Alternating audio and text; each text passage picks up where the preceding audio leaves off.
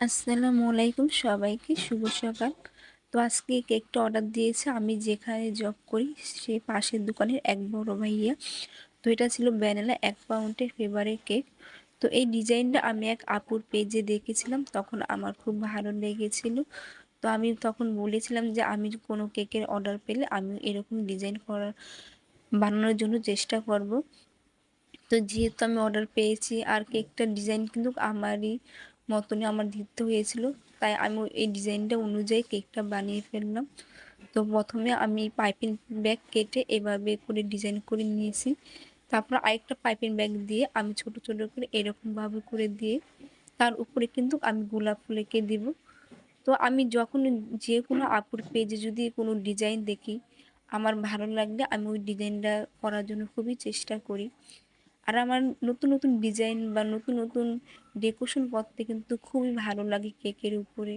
কেকের উপরে যে কোনো ডিজাইন আপনি করেন না কেন, একটু সুন্দর করে করলে কিন্তু কেকটা অনেক সুন্দর লাগবে। তো আমি 224 নম্বর নজল দিয়ে এরকমভাবে গোলাপ ফুল বানিয়ে নিয়েছি। আমি বিভিন্ন কালার দিয়ে বিভিন্ন কালার ফুটিয়ে নিয়ে এরকমভাবেই কয়েকটা গোলাপ ফুল বানিয়ে নেব।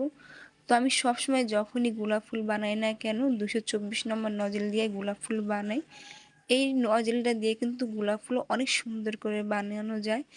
যখন গোলাপ ফুলটা বানাই তখন চারপাশে একটু ফেটে ফেটে যায়, তখন কিন্তু গোলাপ ফুলটা দেখতে কিন্তু একদম সত্যিকারই একটা গোলাপ ফুলের মতনই লাগে।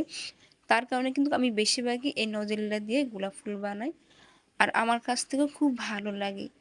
তো আমি এরকমভাবে কয়েকটা গোলাপ ফুল বানিয়ে সুন্দরভাবে চারপাশে দিয়ে নিব, আর কিছুটা জায়গা আমি ফাঁকা রাখবো, কারণ এক সাইডে আমি গোলাপ ফুল দিয়ে ফুটাবো আর এক সাইডে কিন্তু আমি খালি রাখবো। তো এরকমভাবে কিন্তু আমি কয়েকটা গোলাপ ফুল বানিয়ে এক পাশে কিন্তু ভরাট করে নিব। আমি সবসময় অনেক আপুদেরই কিন্তু পেজ ফলো করে ওনারা কীরকমভাবে ডিজাইন করে, কীভাবে ডেকোরেশন করে, আমি বেশিরভাগ কিন্তু এসব ভিডিওগুলো দেখে থাকি। কারণ কি এসব ভিডিও থেকে কিন্তু অনেক কিছু শেখা যায়, অনেক নতুন নতুন ডিজাইন শেখা যায়, ডেকোরেশন শেখা যায়, নতুন কোনো কিছু শেখা যায়। তো আমি সবসময় এমনই করি। তো করার পর আমার যেখানে যে কেকটা ভালো লাগে, ডেকোরেশন ভালো লাগে, তো আমি ওইরকমভাবে সেম ডেকোরেশন করার জন্য সবসময় চেষ্টা করে থাকি। তো আমার এই ডিজাইনটা কিন্তু কেমন হয়েছে অবশ্যই আমাকে সবাই কমেন্টে করে বলবেন। আর আমার পেজটা কিন্তু সবসময় ফলো দিয়ে দিবেন, আর আমাকে সাপোর্ট করবেন, আমার পাশে থাকবেন।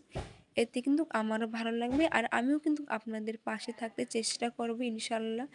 যেহেতু আমি একটা জব করি আর জবের পাশাপাশি কিন্তু আমি কেকের কাজটাও করি, আমার এর থেকে খুব ভালো লাগে।